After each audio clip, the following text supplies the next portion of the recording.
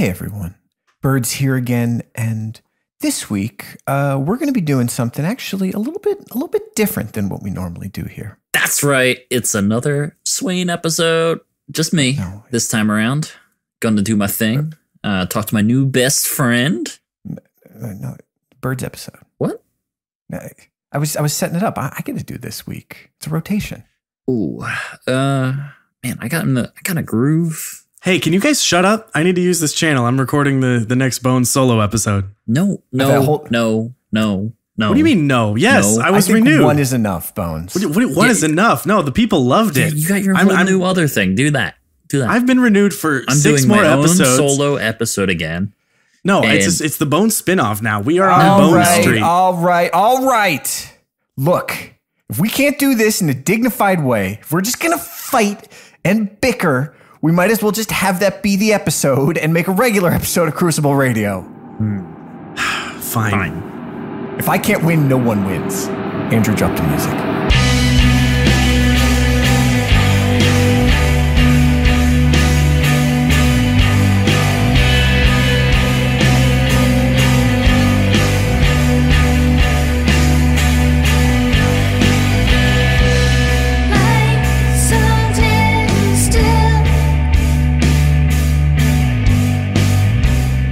This week, I wanted to talk a little bit, do something a little bit different, talk about a game called Destiny. Whoa! That I think people haven't really... Well, save me from myself, guys. Save me from myself. I don't like this. This is not fun for me. Oh my God, sounds so scripted. I was going to let you do it as long as you want it. That is not the right response. You'd think I'd tire myself out. No, we should do a regular episode of this podcast entitled Crucible Radio. I think we pushed it for sure on the non-Destiny 2 PvP front for the past 3 weeks. And now we're back together. The boys are back. The boys are back in town. Together again. And we're ready to do a whole episode about Destiny 2.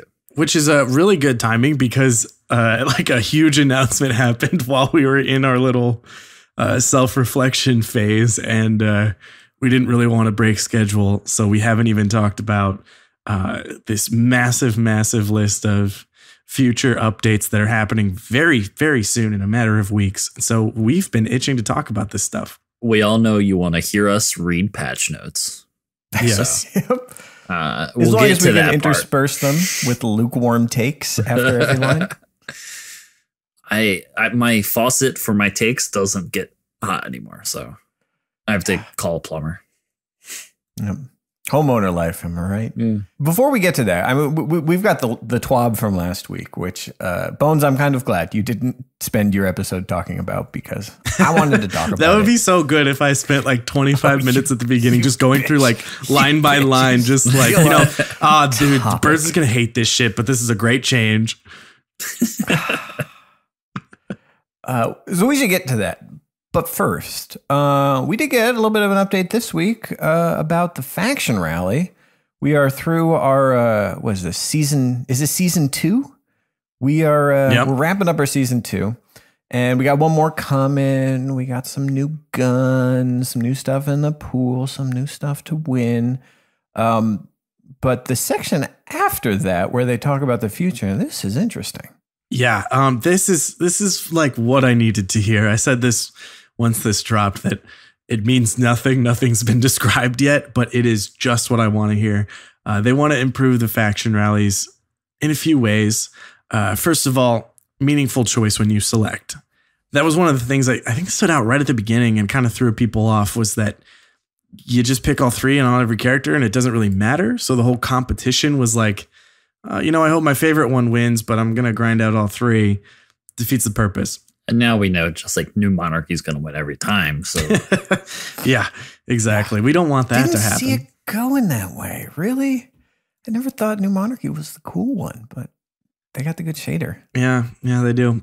But the other thing that came up in season 2 that was kind of problematic was that rewards should not be time gated. People want something to do that's different that week, and it was nice to be able to just get the guns in the first season. Faction rallies should provide a unique gameplay experience and not simply be a reward layer on top of the existing game. That's a we big talked one. about that one last time we talked about faction rallies. Yeah. Which was, I mean, that was our biggest complaint. It was like, it was just like, hey, you could do whatever to get faction rally stuff. You just kind of had to grind. And, for people that want the quickest route, it was like public events or lost sectors, just back and forth, back and forth, back and forth, back and forth, back and forth, back and forth, back and forth. But yeah, it didn't feel like Iron Banner where there was like a thing like that showed up for just that time. That should actually be the most interesting. They put it right in the middle, but that's cool. That means, what kind of game mechanic can we look forward to? An event, a new mode, etc. It's why Crimson Days was so fun. It was a brand new thing to do. Thought that was really cool. The other two are the event should grant additional insight into faction lore and goals. Awesome. We love those characters. I would love it if, like, let's say Dead Orbit wins and they're like, all right, we win. There's going to be some changes around here. We're leaving the tower. Get this spaceship. We're bailing. Or if New Monarchy wins, there's like what's his name? Hideo gets like a throne and he sits in it and he lords over everybody, thinking he's so great because he's the king now and everyone agrees with him. And last but not least, it should build upon player interest in lost sectors and armor ornament objectives. That's cool. That's just part of the grind. We like new modes, but you do have to just do something, to get the loot and get the coins. So all those sound really good to me. I know that they know that we want to know how this is even happening. So no info yet, but I just liked the sound of that. Faction rallies have been, to me, one of the weirdest parts. So I'm eager to hear what's going to happen. Well, and I like that they hooked into lost sectors specifically because, like, I did a fair amount of grind in the Weep and a fair amount of grind on the whatever, like the Titan one is, where you stand next to the thing and get exploded in the right way. Yeah. And it was like, this is it's not the most fun, but like a part of me enjoyed that grind. Talked about it last time. Swain mentioned it's like, what TV show are you watching at the time? But like, I genuinely kind of like the lost sector idea, the mechanic. And if like that's what people have been doing, that's how faction rallies start to get identified, then like building on that, maybe they add like a prestige mechanism or something to the lost sector completion, like, round every lost sector on the planet for this many tokens. Yeah, that'd be cool. Today it's hand cannons, so you get, a token for every lost sector you clear only with hand cannons or something like that. Yeah. One token. Just, have the cool, change the whole token economy. Well, like, it varies, but something like that. Like, make the lost sector the identity of the faction rally. This is where we go dig up old secrets that people, the factions need to move out in front. So the rest of the TWAB wasn't as crucible-y. Crucibly, spicy, crucibly, except for the very end. One, they're going to update the roadmap tomorrow, so that could change a bunch of things that we're anticipating. Mm-hmm. I know that it changed last month when they were about to drop the last update. So it was really exciting to see things pulled forward, things pushed back. But the other thing in here is they talk about how the Go Fast update is going to change. They tease it a little bit. So some of the things coming. More specifically, they talk about how they're increasing hipfire accuracy for hand cannons on and ADS accuracy for hand cannons on consoles. And I know a lot of you on consoles have been really begging for hand cannons to be a little bit more viable, per se. I know that it's going well on PC. But they also said they would take another look at in-air accuracy and do some testing after update 1.1.4 goes live. What do you guys think? You guys excited? Yes, please. Yeah. I want that. Yeah, we'll see to what degree that means.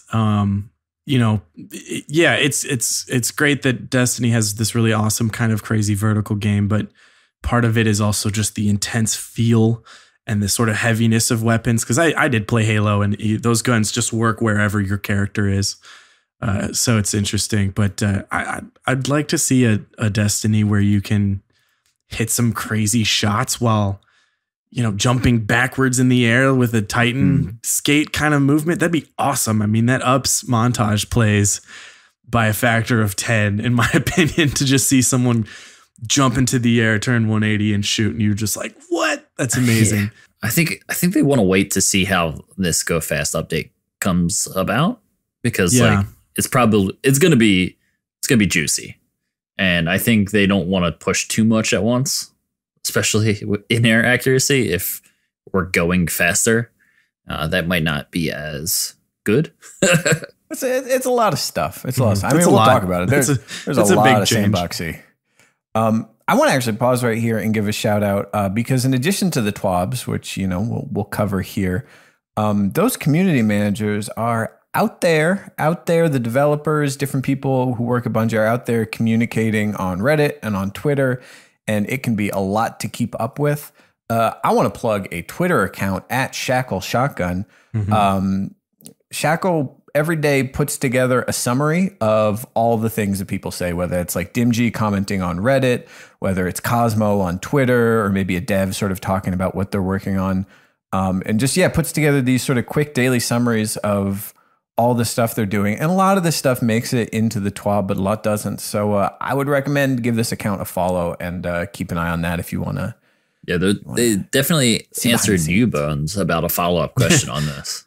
Yeah. It was funny to see in that mock-up, like an actual tweet that I had asked. For anyone curious, what I had asked specifically, we mentioned that changes to hand cannons are being made on consoles, and I was wondering if controllers are going to feel that on PC. Because, funny story, I have not really gotten comfortable with mouse and keyboard in Destiny, and I still play primarily with a controller. So I want to experience that awesomeness too. I think the controller hand cannons aren't that bad on PC. I haven't really had a problem using them. I use them frequently. I can definitely lose a duel to a good. I can tell when someone uses a keyboard and mouse. I can tell when some damn hunter with Old Fashioned and Darkest Before is on keyboard and mouse for sure. But it doesn't stop me from really enjoying Midnight Coup and Criminal's Dagger. Like, those are two of my favorite guns right now. So yeah, I want those to feel better too. Agreed. I kind of went through an identity crisis with my kinetic hand cannons, and after making a lot of incorrect choices, masterworking things I thought I would like, but turns out I did not like. I settled on Judgment. I love that hand cannon. It's a good one. The Season 1 Trials hand cannon, and I think the reason I like it is because with opening shot and moving target, it is so sticky, which is kind of what I want on a hand cannon on controller. So just a little bit more of that to go around. Like juice. It's got juice all over it. It's a little bit sticky. Spilled my juice on it. Keep it in a sippy cup. Okay, so we've got some faction rally to look forward to. We've got some peeks at what's coming after Go Fast, but we should probably talk about Go Fast. We should talk about Go Fast. Maybe fast. We should chat about sandwiches. No. Go Fast update. I have been trying to figure out what this first line means for a long time. Last week, Cosmo asked fine readers to set an agenda. What kind of agenda did you have in mind? No, guys, we talked about the first sentence is, this week at Bungie, Lord Saladin returned to host the final four. Birds, you know who Lord Saladin is, right? Who is this Saladin? What is this banner? We waited 3 extra hours to start this episode because you said you had to research stuff. What is even happening? I just typed Destiny into Google and click the links in order. I'm catching up. All right, you'll get there. I just want to read this section because there's a question here. And we actually got some clarification on this from Kevin Yanis on Twitter. But it says, does this mean you're changing the time to kill? What's time to kill? Yeah, I gotta go Google. I'm on like page 5 of Destiny results. Still haven't found a definition. And they say, when we look at the core feedback on time to kill in the Crucible, we saw that it mostly stemmed from a lack of excitement or spikes of intensity you all came to expect from a Destiny experience. This came in the form of feedback. The state of the game was too slow, or the core loop was too stale. We agree, and we've worked with Sandbox to increase the pace of Crucible as a whole. Josh is going to speak to all the Sandbox changes here in a bit, and I won't steal this thunder. So alongside all of the great changes the Sandbox team has made, we're setting our sights on making the Crucible a faster, more dynamic, and more action-packed experience on the activity side. Didn't actually answer the question there.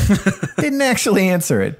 So to clarify that, if you did not see this, Kevin Yanis at Tocom11 posted this and said, some weapons are being brought up to be more viable and competitive. We're modeling our ideal time to kill to that around precision auto rifles, so the 450s. So basically what it sounds like is the current 450 that you get with, Uriels or whatever, that's kind of what their target is. And they're looking at taking everything else for 114 and bringing it up to that level. Not necessarily pushing past that too much, although all this power ammo, there's going to be a lot of people dying a lot faster. But I think in terms of sort of that core shooting, that's sort of what we should expect. And keep in mind as we're going through some of the weapon stuff. Still don't really know the answer to that question, but I think I get it. I think that makes sense, right? Right. I mean, it's more complicated than that. Like changing time to kill. Are you just like everybody just standing around, not moving and shooting guns at each other? Like that's just not like. Yep, we're doing an old timey duel back to back. Everybody 5 paces and then turn around and shoot each other. Apparently, they did a lot more dueling like that back in the day because guns were super inaccurate and it was just expected. You walked into a almost bar all the time, slapped the guy in the back of the head, said 1v1 me, bro, and met him out in the street. That's how it worked. But no, I mean, it's more so not just weapons. Like I said before, you gotta do it a little bit at a time. And if we make everything else faster, it's going to be dangerous to change it all in time to kill for weapons because you're going to be moving faster. You'll get away faster. Everything. They are changing it, but whew. Yeah. The other thing is we'll get into this a little bit. We don't know the full, details on this, and this could be a bigger change than I think a lot of people are talking about. Just waiting on some patch notes. Yeah. But here's the thing. They're changing. And they've said that they are entirely reworking mobility.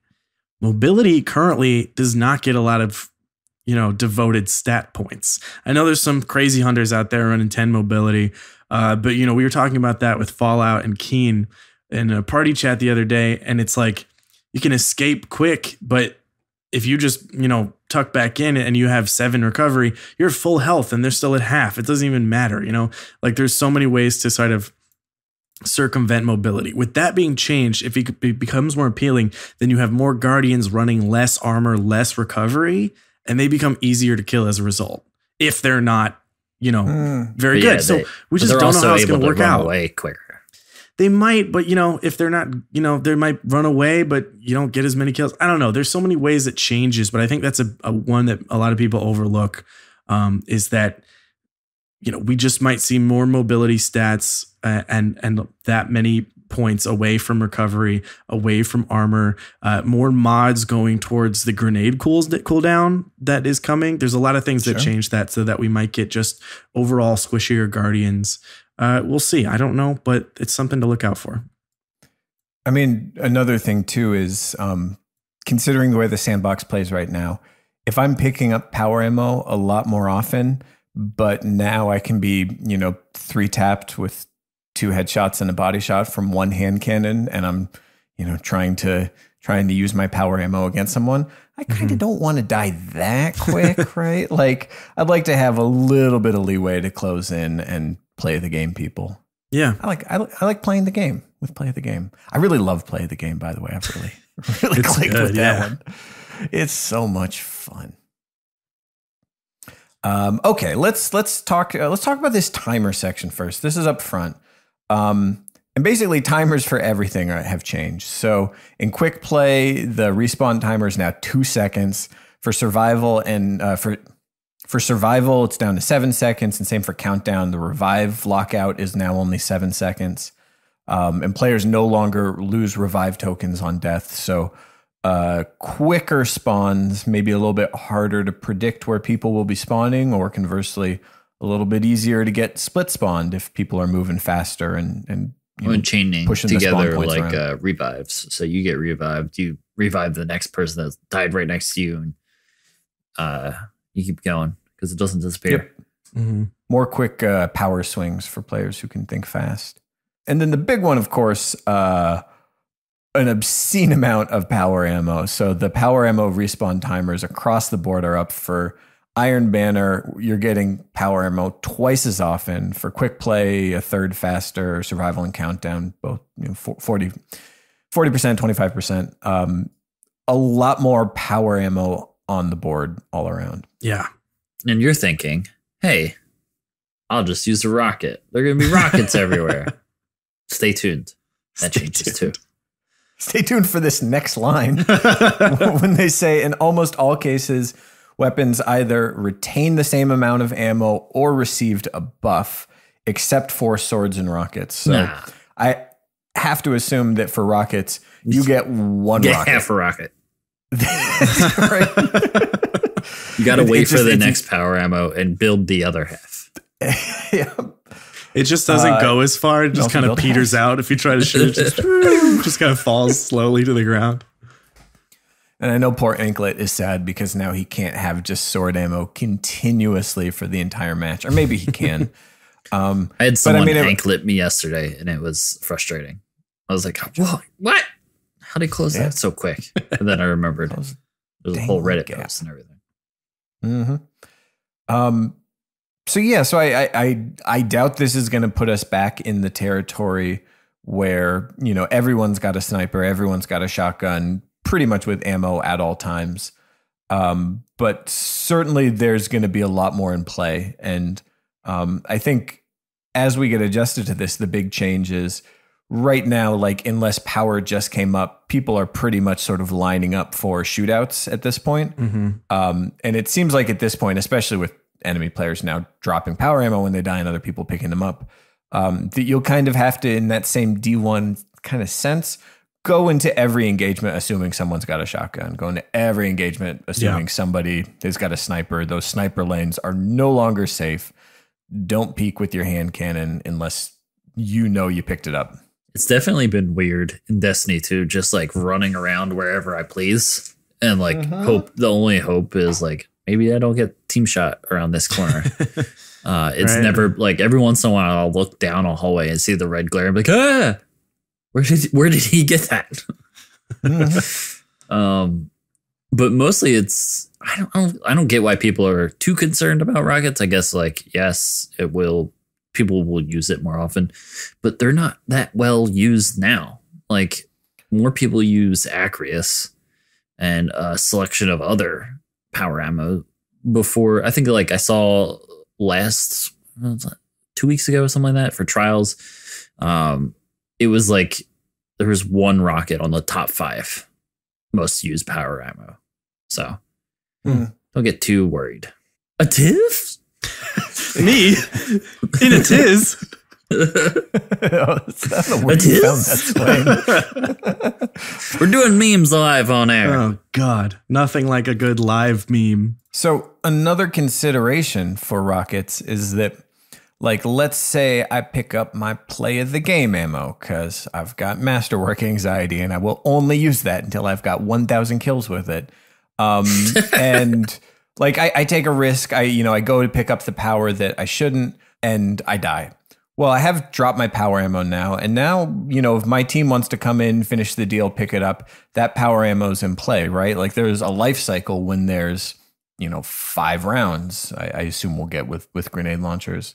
With a rocket, you're basically saying this entire pickup is going to be for me to use one rocket. And you're ending sort of that chain that happens when, you started with 6, you used 1, and then you died, and someone else can keep it going. You're taking power ammo out of the game for that particular drop when you decide to use your one rocket. So don't miss, I guess. Better get the 3-piece, or just put on a shotgun and hopefully get like 3, at least. I just want to get my 2 with every play. So you just use play of the game. What about you, Bones? What are you using for power ammo right now? A lot of play of the game, to be honest. It was so fun in doubles, and now that I'm a Sentinel main, that like quick tap to melee to get over shield to just continue your rampage with a gun like that, where you don't have to really focus your aim. You don't have to line up a shot and fall back every couple seconds to make it work. It allows for an aggressive aerial play style, which is my whole vibe right now. So I use 3 weapons that I can use in the air, which is usually hand cannon, SMG, and play of the game. Ooh. What about you, Swain? I only use linear fusion rifles right now. Boy, what a hipster. I love them. I don't know. Have you masterworked it yet? I've masterworked all of my linear fusion rifles. That's the thing. You got to commit to one, because like if Swain the Sunbreaker was like your brand in D1, Swain the guy with the linear fusion with 1,000 masterwork the kills. guy with too many obscure masterwork weapons. Yep. That's a brand right there. You could do something with that. I love using the linear fusions, and like I get it. Some people can't handle the recoil, but like once you kind of figure it out, it's fun, man. It's like Queensbreaker's bow all over again. And I mean, we got some big old changes for the linear fusion. So ooh, yeah, read safely them to me Swain, slow, birds. I just want everyone to know. Let it be said right here on this episode, March 15th. Swain was into it before it was cool. I have 210 kills on my Tarantula. Or I can never say it right. I broke it. My brain broke for 1 second. Now we're all poisoned by this incorrect pronunciation. Thanks. 210. Yeah. That's solid. That's amazing. When you inspect, like, I don't know about you guys, but I kill time before every match inspecting absolutely everyone else and looking for the one guy with Midnight Coup with 2,000 kills on it. If I saw one guy whose only masterwork was a tarantula and it had 200 kills on it, I would become unnerved and hope that this weirdo was on my team. Yeah, I mean, that's kind of the thing, right? It's just that fear aura of like getting into trials and everyone going like, what the hell is this guy doing? And wondering why he has just that an gun. obscene amount of kills on one weapon. Yeah. Wait for the zap. All right. And then last up in this section, we get one more question. But what about competitive? This is big. This one, oh man, I was excited for this. I don't want to read it because I just want to react to it a second time. All right, I'll read it. You guys react. Oh, I'm in a tiz on this one for sure. Gross. Start. I'm gonna. All right, I won't make that joke. Never mind. Continue. Starting in 1:4, we've opted to remove the tracker from all competitive and trials game modes. I'm tizzing. Is that like lizzing from like 30 Rock? I'm lizzing. Yeah, it's like that. Yeah, can it please be like that? God, I hope it's that. Oh. This is a controversial one for sure. Yeah, it is. Is it going to be controversial if we're all on the same page about it? I mean, we're all together on a lot of things that people hate us from. So it's like, it's not new. I fucking love this change. I am so excited for this. Overwatch has me in like the mindset of just like being like on edge all the time. So I think I'm good. Yeah. Like, you gotta be jumpy. I mean, gotta stay jumpy. Just think about how many engagements right now die because of radar, where it's just like, oh, there's the ping, there's the second ping, there's the third ping. So somebody's got to go flank around and try and get the pinch going because I'm not going to walk into that, right? They're waiting for me to walk into that. And it slows gameplay down, except for the guy who's running as fast as he can around the side. Let's like and now bring people up are going to walk into it. What people will say. So it's like, I've heard it's going to make it more campy because people don't want to move around the map. Destiny players be like, no, that's the thing is you can't camp because when you lose radar, all you have is callouts.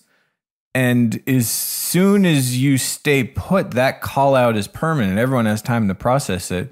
You got to make sure that whatever call outs the enemy team is making on you become invalid as soon as possible because that's what takes their radar equivalent away. Let's be double clear, too, that competitive, as it's known now, is countdown and survival, 2 modes that do not really facilitate sitting in the back and hiding forever. Yep. Yes. So whether you're playing for power or just, setting the bomb. Yeah, there's going to be a cap zone. There's going to be an objective. I love this. I played a lot of No Radar in D1. Back then, I could have a stupid amount of fun using Universal Remote and Shoulder Charge and get all those silly plays. And it was in Trials for a little bit. The infamous I remember Trials. that time, Bones, where you were just getting like crazy, like almost like Slayers and stuff like. Yeah, I got with just that. I got 3 Sum of All Tears in one day of Inferno Rumble. And will that happen again? Most definitely not. But this is a game mode that I think is very interesting, and I think really satisfies me in a way that the tracker, commonly referred to as the radar in Destiny, kind of bugs me sometimes. And I guess I don't say that enough because I'm a shill, but like I don't like how far it stretches. I think it gets people standing on opposite sides of the wall and remaining inactive for too long. Throwing grenades. Yeah, just sitting there going like, well, I don't want to push. He's right there. When if you don't know, you go, but you also have the advantage of surprise. There's a lot of reasons I think the radar prohibits and inhibits players. So I'm excited to see what kind of like really fun, aggressive moves can be made. Just reminds me of like Fizz, really trying to get everyone into Inferno and being really psyched about it. Yeah. Because it did facilitate teamwork and setups and, moving around and finding the best place on the map to work your angles and working as a team. He was always like call outs. And that's going to be important. You're going to have to get on comms if you're solo queuing, or you go in with a full fire team and enjoy it that way. That way you don't have to work with strangers, because that could be taxing, I think is the word for it. Yeah, there's a different skill set. And I think, like, Bones, weren't we playing like the night before and this TWAB came out and you said something to the effect of, if the game was whoever saw the other person first won, I would be the best player in this game. And I was like, okay, I wouldn't. But like, that is a specific skill. And then this news comes out and it's like, all right, I guess Bones is going to do a lot better. That now. followed from, and no shots to you guys, because this is like I've set it up before. It's literally like I die because I just, I've focused so much on spawns, but I forget to move with a team, that kind of thing. I just find the enemy too fast. And it came right after a time where I was on B on Altar of Flame, I think it's called, right? And like in the center, and there's 3 guys pushing me, and I'm like, trying to fight my way out of it. Of course I get smothered. And then I think you guys are all spawning up and you're like, where are they? And I was just like, they're over here. It's like, I'm fighting off the entire team killing me. And that's when I said it, because I was just like, I don't know. I just like, I know how to go right to them. I think I make a decision to sprint to the other side of the map a little faster after doing this show for 140 damn episodes. I know when to think of spawn timers and when to realize they're going to be behind us and that kind of thing. And I have that skill down. It hasn't directly correlated into tons of kills, but I just know where they're going to be. And that is where I think I can thrive in a no radar scenario, is because like I just have a sense of the map and where people are going to show up and common angles. My gun skill doesn't help me as much as I want it to, but maybe if they don't know I'm coming, I'll be having the time of my life. At least you could safely get picks and do flanks and have some strategy with your team. Yeah, it'll be interesting. And even if you don't have power ammo, if you don't have your perfect shots lined up, and your flank is not going to result in a triple down, you can get that kill and just kind of fall back. And if they're not turning around, they don't know where you came from. Exactly, and their teammate better have great call outs and say like, oh, he was at that wall. He's going back towards. He won't know. That's it, right? Like, even if you get that perfect flank today, you've got them all in their sights. They're not staring at you. The moment you take that first shot, somebody is going to peek up at their radar and realize like, oh, there's a guy behind us. Now, for as long as you cannot get spotted back, as long as nobody's seeing where your bullets are coming from, you can maintain that position and just keep the pinch going. Mm-hmm. There was one other comment I've heard, and I think this is like a legitimate criticism, but the more I think about it, the more I realize why they did what they did, which is like, whew, okay, this is a big change. Why are we doing it to both competitive and trials, right? Like, that's a lot to throw all at once. Mm-hmm. And I kind of agreed with that at first, just because it's like, I've not played this. I like it on paper, but like, I mean, realistically, like half of the Crucible is now having a radical change. And also I'm sad because I love Knucklehead Radar. But I get it the more that I think about it, which is like, let's say they just made this change in the competitive playlist. Well, okay, now competitive is, strongly differentiated from quick play. There's a reason to play aside from just like slightly different game modes. But now competitive has this strong identity of these game modes, of playing with a team, of having a focus much more on callouts, on flanking, on good positioning. And then the pinnacle of that competitive playlist, which is trials, which is the same game modes and the same level of competition and the same team format. Just more at but stake. Now we're back to radar, right? I understand why they really wanted to split it in two and differentiate them, and why you couldn't do it just in trials or just in the comp playlist. Otherwise, it'd be like, yeah, survival is survival unless you play it in the comp playlist, and then there's this other element to it. I think they've sort of set up like there's quick play for fun hijinks with buds and solo queue. There's comp for when you want to play the serious version of this game, and then there's trials, which is the pinnacle of that serious version. Mm-hmm. And yeah, it's not halfway. Can't go halfway with it. And poor Knucklehead Radar. I'm gonna have to find something else to wear. Yeah, Foe Tracer is where it's got to be now, huh? Yeah, hey, they made Foe Tracer more appealing. Okay, well, that's only the first half of this very juicy TWAB. Shout out to Kevin for that awesome update. He was tweeting before this came out, clearly excited, and I think a few of us were just like, "This one's gonna be good." So I'm glad he got to have fun and reveal some of the new stuff. Next up is Hamrick, but before that, we have a special announcement from our sponsor this week. That's right. Thank you for sponsoring the show, Audible. Ooh, books. Books are what it's all about. And I love reading, but sometimes you want to be listening. I don't like reading. I like listening. I like them both. I listen to a lot of stuff. I read a lot of stuff. And audiobooks are great for helping you be a better you. You got to learn stuff. You want to learn some new words, or you want to get knowledgeable about something, or just hear a great story, whether you want to feel healthier, get motivated, learn something new. Audible's the spot, and they have an unmatched selection of audiobooks, original audio shows, news, comedy, more. Audible's got all the audio content you need to start your year on the right foot, or hey, start season 3 in the Crucible on the right foot. What have you guys been listening to recently? Oh man, I listen to a lot of the Star Wars books on Audible. Mm-hmm. But they're good. I do like good voice acting. I alternate between a Star Wars book and then I do like a nonfiction. So the last nonfiction book I've been reading is called Stealing Fire. And that's a really interesting one about how it's about my episode. So stuff about, mindset and getting to the next level of flow. So good. I really wanted to be in touch with the rest of the world, and I had a fear of missing out. So I listened to Ready Player One, and now I'm caught up. And when I see the movie, I'll know more than everyone else.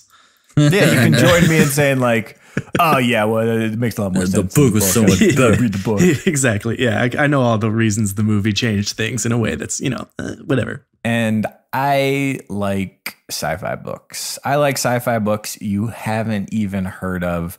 But here's one you have heard of, Annihilation by my new favorite author, Jeff Vandermeer. recently made into a weird and quite good movie starring Natalie Portman. But this book, if you thought that movie was entertaining and uncomfortably weird, you got to read the Southern Reach trilogy, starting with Annihilation, on to the others, and then read the other stuff. Read Born. Oh my God, it was so weird. You got to check these out. The narration is fantastic. And then you can DM me and be like, hey, Birds, I read that weird sci-fi book no one has ever heard of, and I thought it was pretty good. I'll say, yeah, it was pretty good, but I don't know why no one ever takes my recommendations. Look, whether it's on your phone, through your car, from a tablet, or at home on an Amazon Echo, you can get through tons of books while doing almost anything.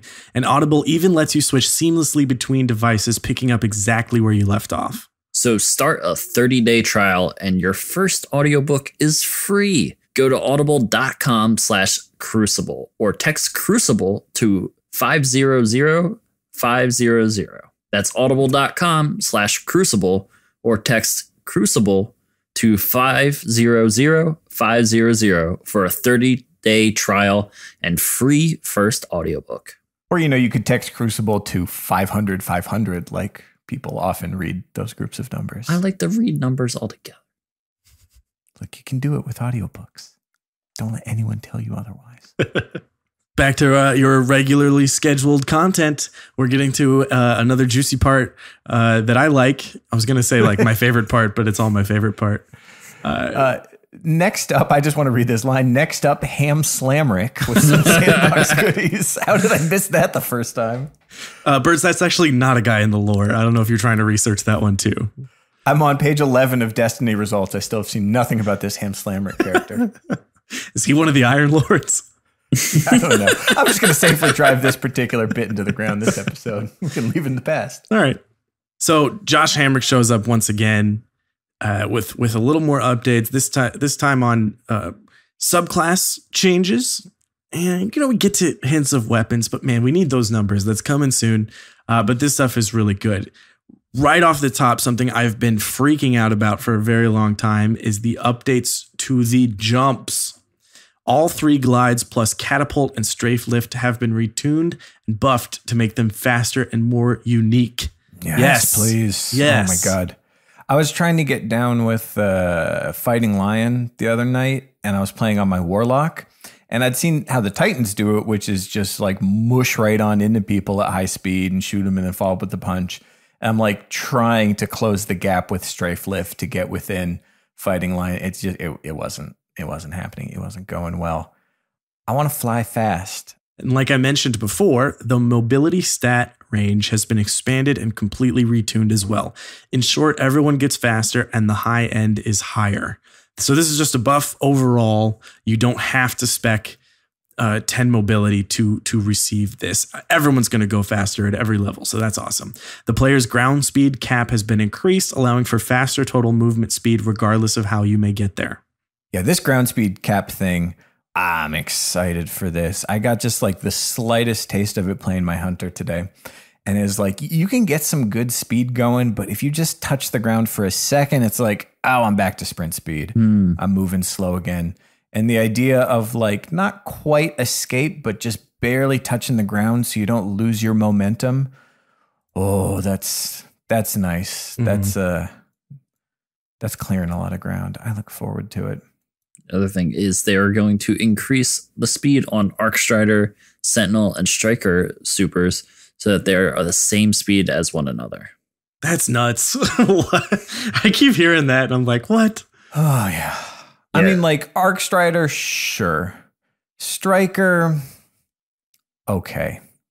Does Sentinel really need to move any faster? Does it? Like, when you're in the air moving with Sentinel, thank you, a Special K dude. When you're in the air with Sentinel, you go really quite fast. You can really cover a lot of ground and far. You can travel. I will say an argument of Sentinel that there's a specific difference because I think what it looks like at a distance is that it moves like the old Blade Dancer, that you just keep doing that melee and cut forward, right? Or just as many times as it will trigger, do your big sun charge from the old sun charge super. But it is a very clear 1-2, and you actually can't do it until you touch the ground again. So while in a close enough map and close space, if you're popping it right, you're gonna stomp all over them. But I have noticed playing it a lot that I can cut myself short, or I can realize like, oh shit, I have to like kind of drift to the ground to touch and then to cut in a different direction, and I only get one more. Like if I'm just trying to stay alive and push out. So it's a pretty escapable super, especially if you miss that first shield throw. So I'm not going to go ahead and say that like, oh man, it's going to be so OP. This super is already very good. It is very good, but I think this is just going to feel better. And, seems fair when we're going to have like 3 monster fast supers. It's not like Sentinels are going to be the only ones out there flying around. Just a reminder, Sunbreakers can kill all of the supers outright. Let us not forget. Yeah. But if you were thinking Arc Strider, that's enough. Stop there, please. They didn't. They're making who's thinking that the rest of the super better. I don't know. There's one person out there that someone's in a tiz right now. Someone's in a tiz. They just got killed twice by an Arc Strider. They're not happy about it. Mm-hmm. They're like, how dare you?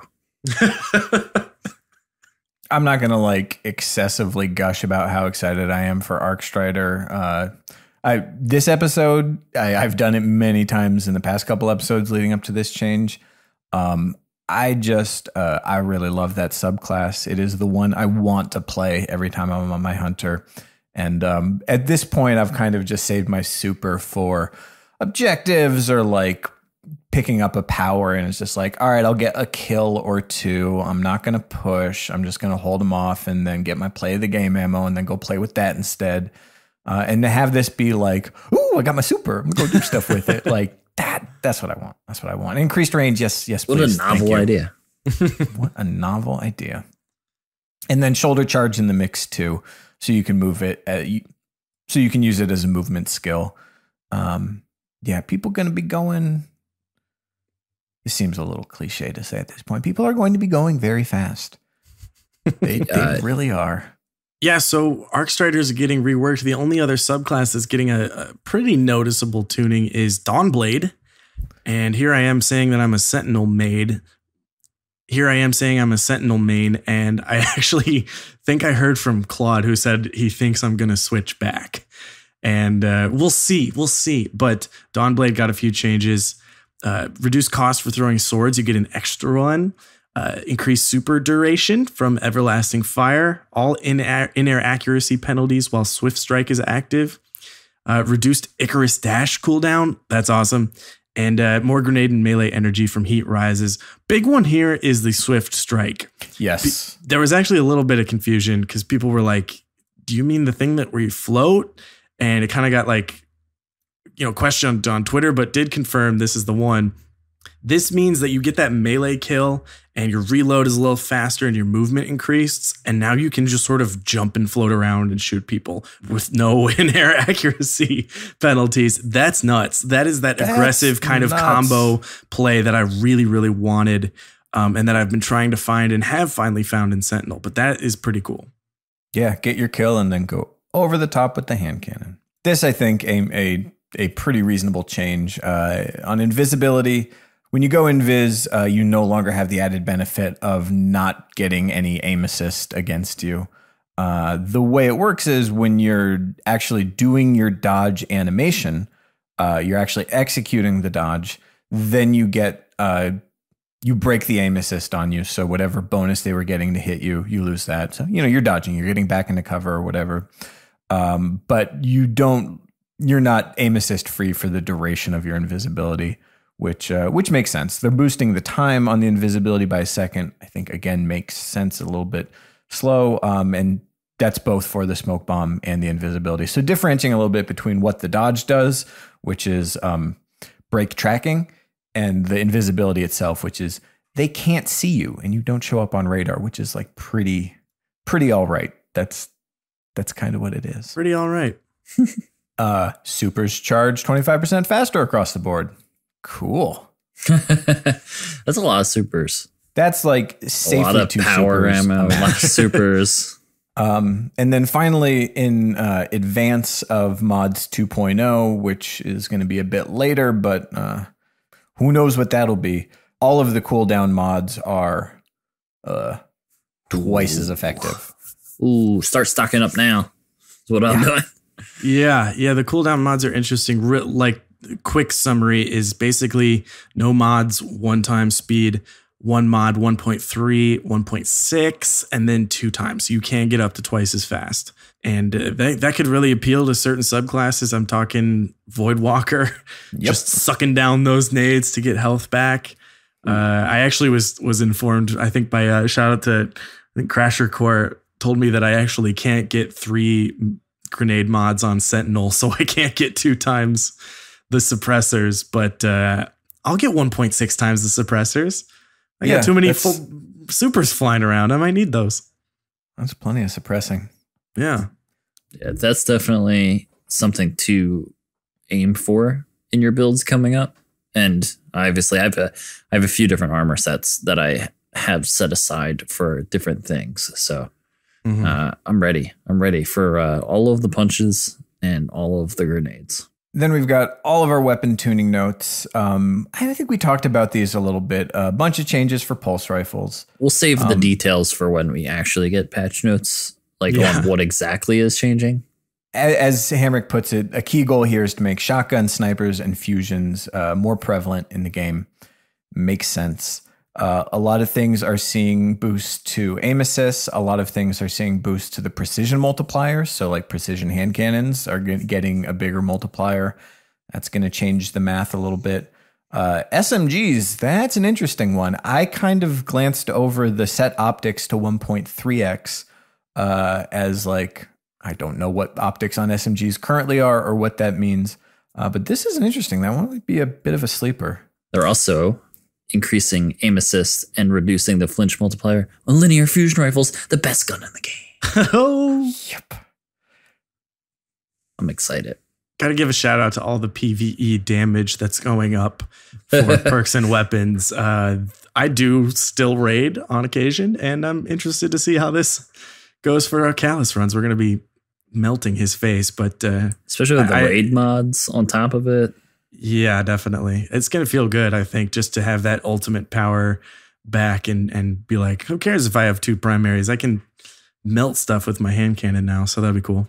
I'm personally excited for the little bit of blast radius on grenade launchers because I would maybe be interested in using any other grenade launcher right now. Kind of seems not worth it. Or just it lets you use them as hey, I'm going to spam this because they're all standing in a group and they're all going to get splashed with it. And you're going to do more than 36 damage for catching a minute.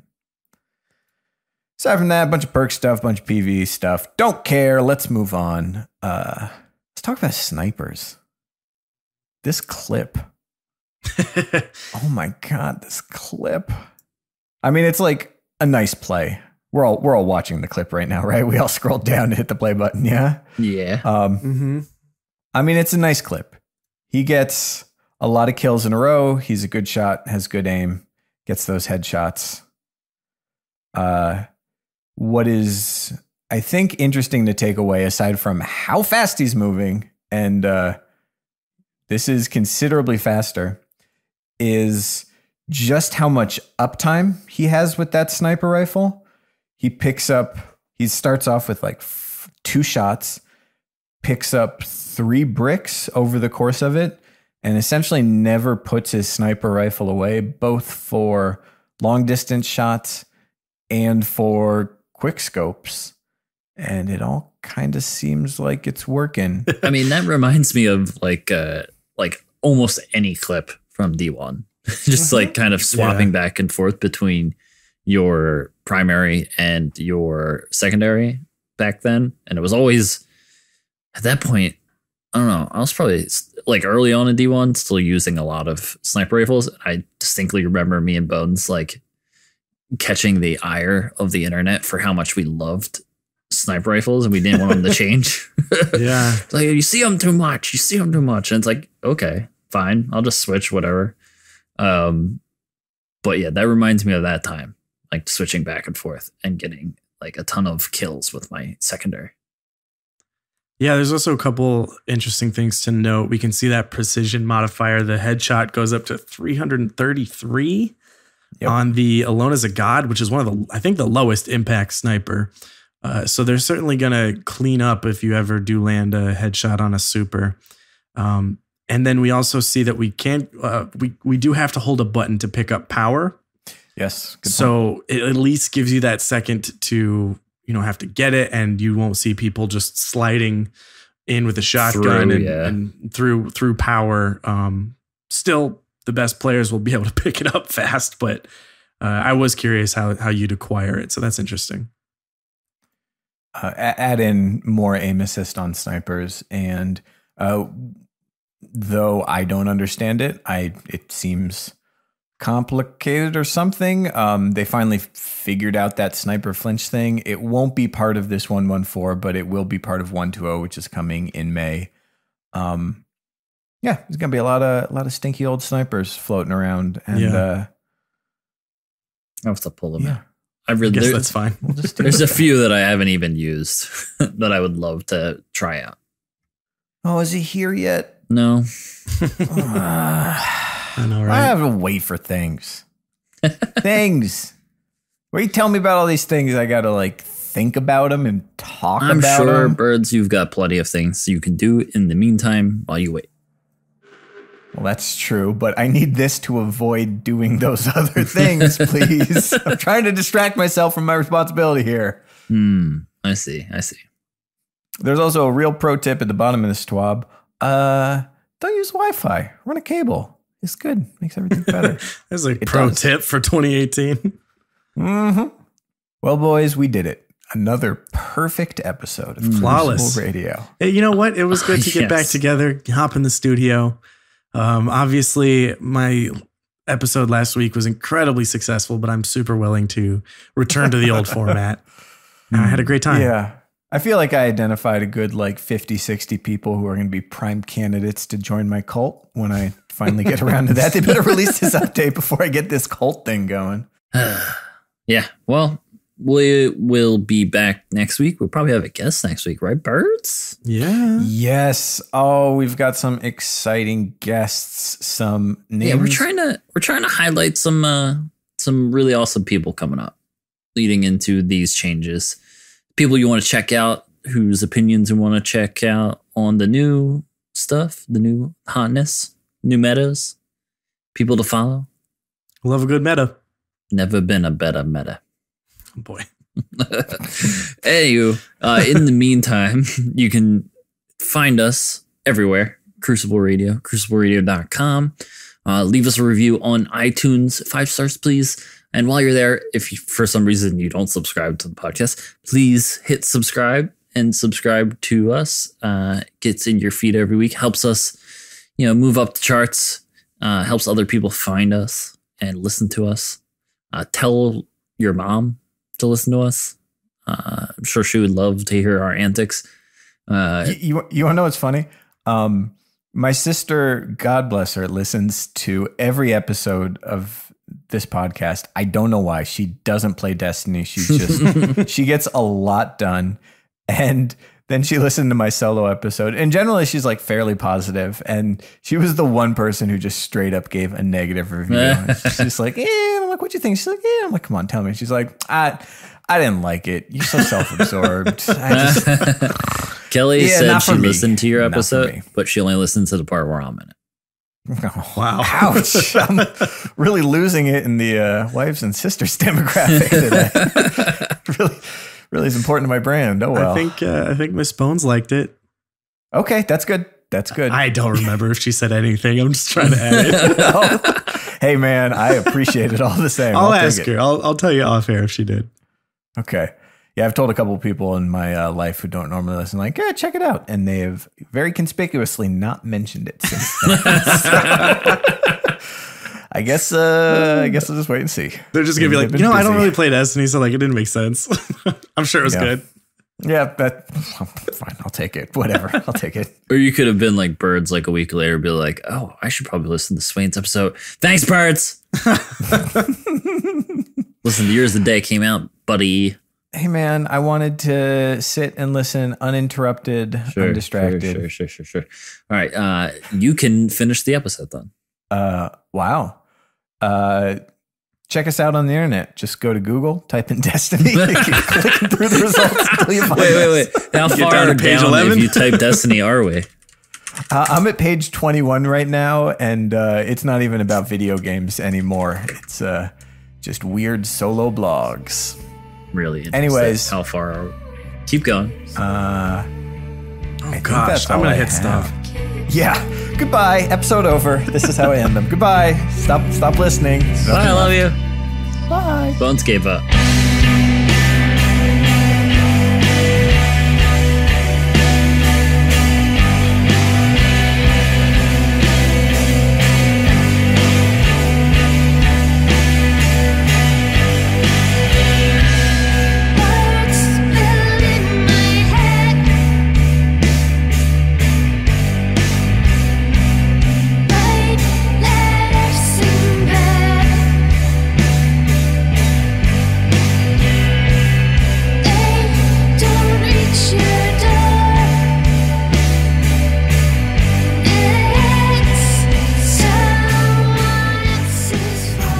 What is this song? You are probably saying to yourself right now, well, guess what? I'm going to tell you. It's the one and only. The true friends of the show from way back when. The Untouchables. This is Hawk. Go check them out. They're everywhere. They're on Spotify. They're on iTunes. They're on Amazon. They're on hawkofficial.com. You can find it all there. Go listen to the other tracks. We've been playing these guys forever. The best. And guess what? You listener, you listening to this right now who says, well, yeah, I fool around a little bit. I got a couple of recordings. Maybe I should send them to Birds. CrucibleRadio@gmail.com. Oh, I could. Maybe later. No! You send them. I want to hear them. I want to play them on the show. I want to immortalize you in the canon of Crucible Radio fan music. Everything you hear on this show is from a listener just like you. It makes me so proud and so honored to hear all this great stuff. It's all so good. You guys are so talented. Yes, you with the recordings you haven't sent me yet. Send them on over. I want to hear your band. And stay tuned. Till next week. Thank you for listening. As always, good night. It keeps me, oh, it keeps me. Keeps me with